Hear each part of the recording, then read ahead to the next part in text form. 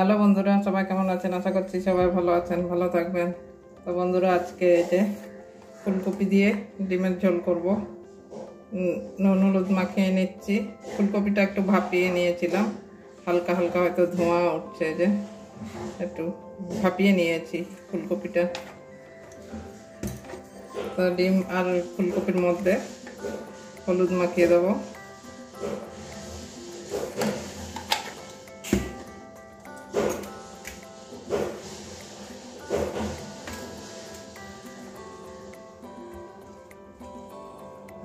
আলু দেবো না আজকে, শুধু টমেটো আর ফুলকপি দিয়েই ডিমের তরকারিটা করব। ঝোল ঝোল করব, ফুলকপি ডিমের ঝোল।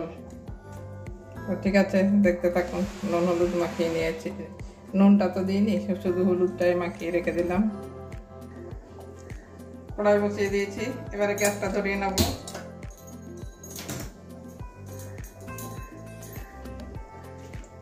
কড়াই তেল ঢেলে নেব।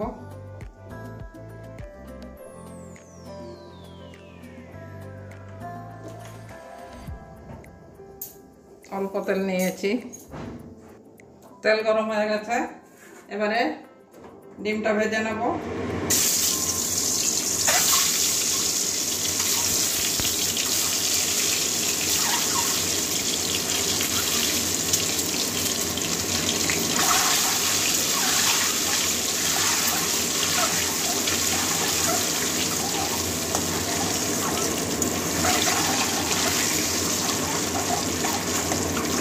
লাল লাল করে নেবো ডিমটা, খুব বেশিও লাল করবো না, মিডিয়াম ভাজা করবো।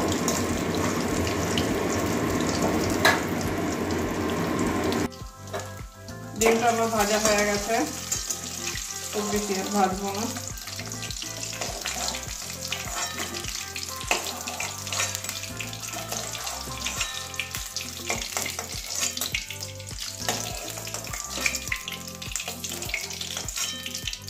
ওই তেলের মধ্যে ফুলকপিটা ভেজে নেব।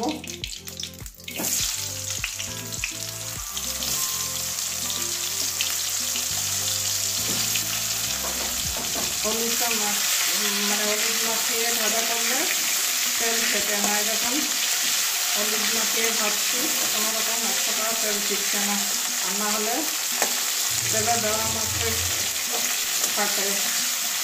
এখন তো যদিও বাঁধাকপি শেষের দিকেই শেষ হয়ে এসছে। ওটা বাঁধাকপিটা ফুলকপিটা লাল লাল করে ভেজে নেবো। উল্টোপাল্টা কথা বলে যাচ্ছি, ফুলকপিটা একটু বাঁধাকপি বলছি। ফুলকপি ভাজা হয়ে গেছে, যে লাল লাল করে ভেজে নিয়েছি, ওটা তুলে নেবো।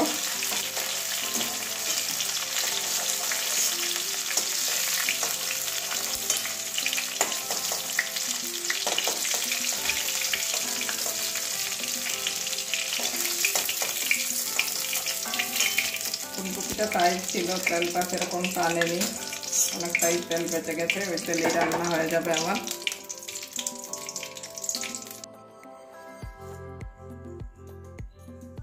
ফোড়নে গোটা জিরে দিয়ে দিচ্ছি একটু।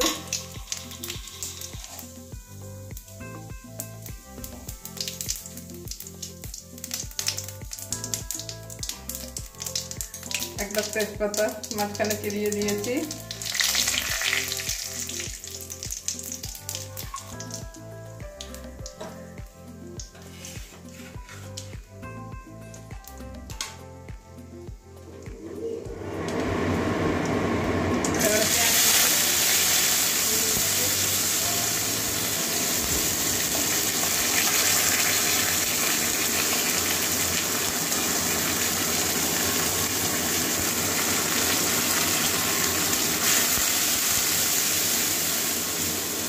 পেঁয়াজটা ভালো করে ভেজে নেবো, কাঁচা গন্ধ যাওয়া পর্যন্ত।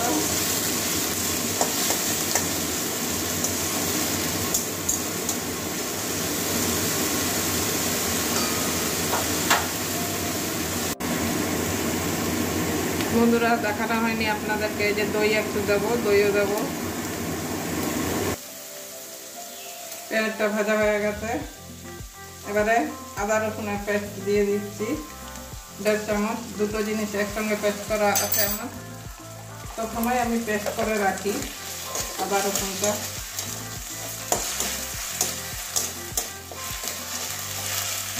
আদা রসুনটা কাঁচা গন্ধ যাওয়া পর্যন্ত ভেজে নেব।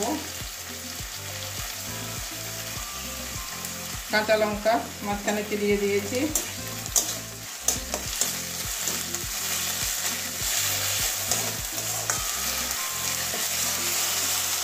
আদা রসুনের কাঁচা গন্ধ চলে গেছে। এবারে জিরে বাটা দিয়ে জিরে গুঁড়ো দিয়ে দিচ্ছি 1 চামচ, ধনে গুঁড়ো 1 চামচ,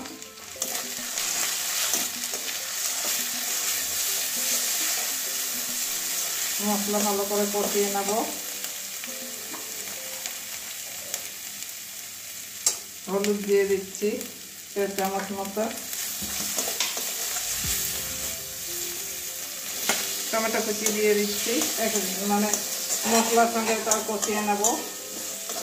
তাড়াতাড়ি গলে যায় বলে করে দিলাম।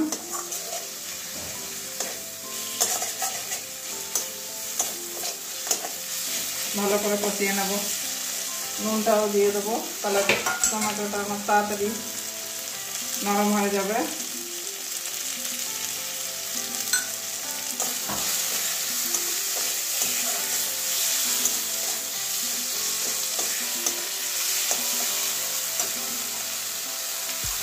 এই যে একটা গ্লাসের মধ্যে দইটা ফাটিয়ে নিয়েছি।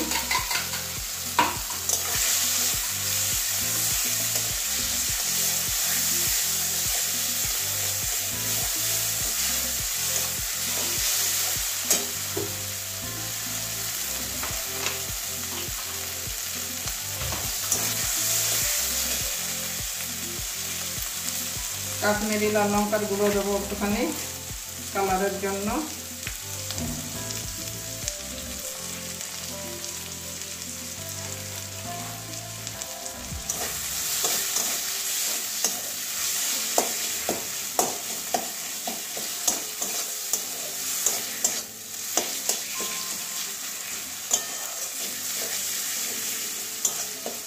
এবারে জল দিয়ে দিচ্ছি, জল দিয়ে মশলাটা কষিয়ে নেব।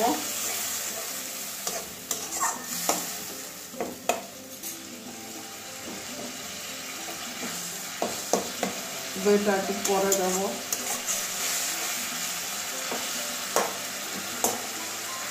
টমেটোটা গলে গেলে তারপরে দইটা দেবো, কারণ আগে দিলে সব জিনিস তো দইটা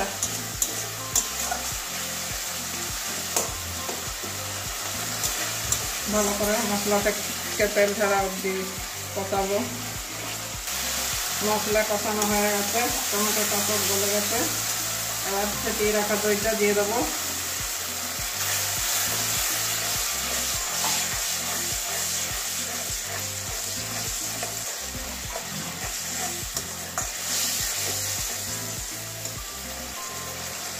গ্লাসটা ধুয়ে আর একটু জল দিয়ে দিচ্ছি। আবারও একটু কষিয়ে নেবো ভালো করে।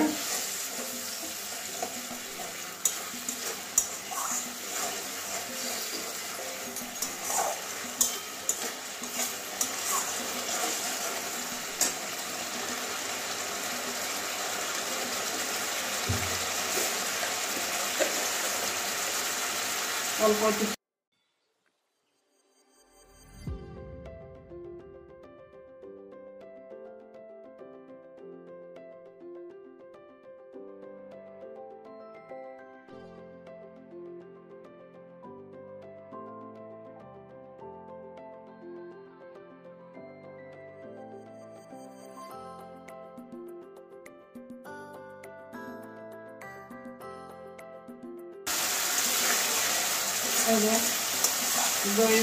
দই আর মশলাটা ভালো করে কষিয়ে নিয়েছি। আবারও মশলা থেকে তেল ছাড়তে শুরু করে দিয়েছে। দেখুন জলটা সব শুকিয়ে গেছে। এবারে ফুলকপিটা দিয়ে দেবো।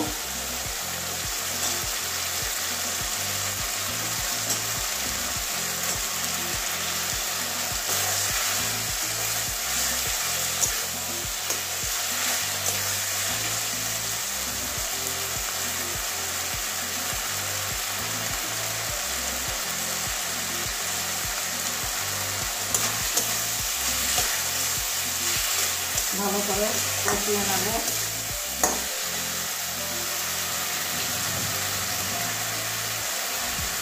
এবং থালার মধ্যে অনেক তেল, হলুদ সব এটার মধ্যে দিয়ে জলটা দেব। এটা দিয়েই আবার ঢাকবো।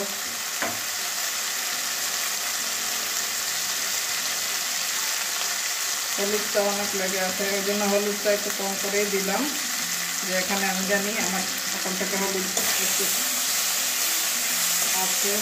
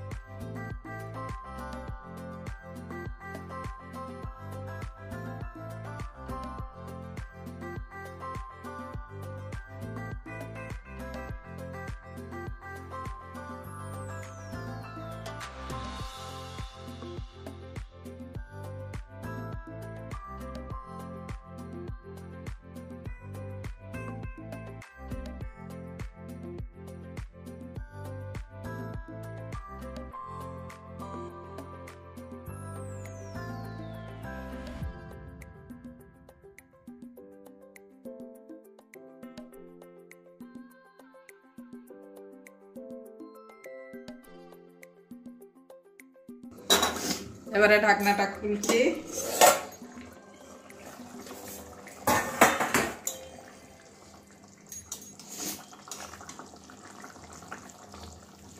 কালারটা কত সুন্দর এসছে। আর একটা ফুলকপি ভেঙে দেখছি, আর হচ্ছে এই দেখুন একদম সিদ্ধ হয়ে গেছে। এই যে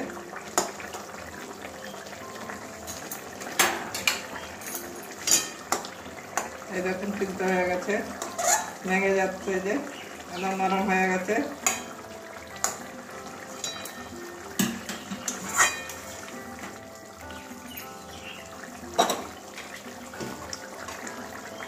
এবারে ডিমগুলো দিয়ে দেবো।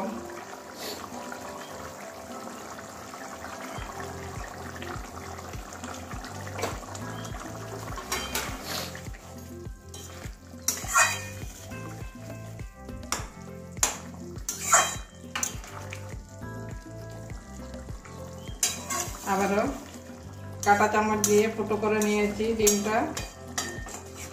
অনেকেই জানি কাঁটা চামচ দিয়ে ফুটো করি, অনেকে কেটে দেয়, তো যাই হোক ওটা আপনাদেরকে দেখানো হয়নি। তার 2-3 মিনিট ফুটিয়ে নেব, তাহলেই আমার দই ফুলকপি দিয়ে ডিমের ঝোল কমপ্লিট হয়ে যাবে।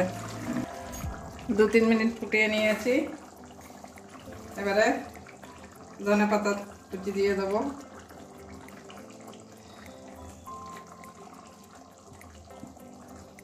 একটু বেশি করে ধনেপাতা দিচ্ছি।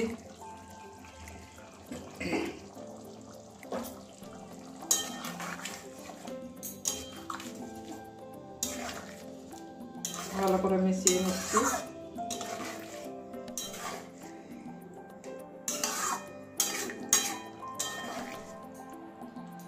তেজপাতাটা তুলে দেবো এবারে, আর তেজপাতার কাজ নেই, হয়ে গেছে।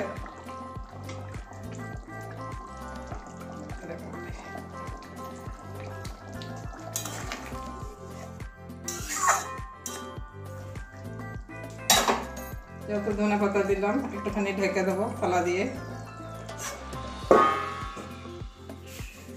2 মিনিটের জন্য আবার ঢাকা দিয়ে রাখলাম। 2 মিনিট পরে আবারও ঢাকনাটা খুলছি।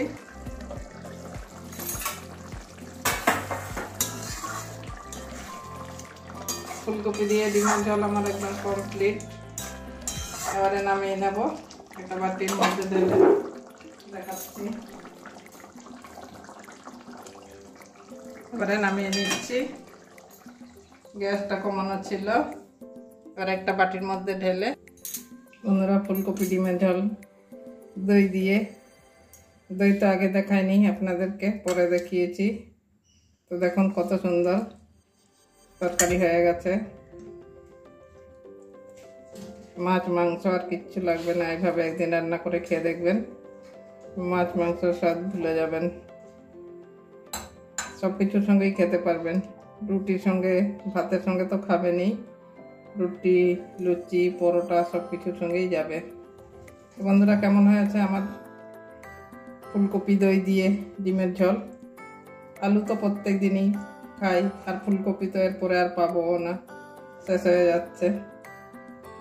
তো কেমন হয়েছে অবশ্যই কমেন্ট করবেন, ভালো লাগলে লাইক করবেন। তো বন্ধুরা, আজকের জন্য এটুকুনি, সবাই ভালো থাকবেন। তো আবারও কালকে অন্য রান্না নিয়ে আসবো।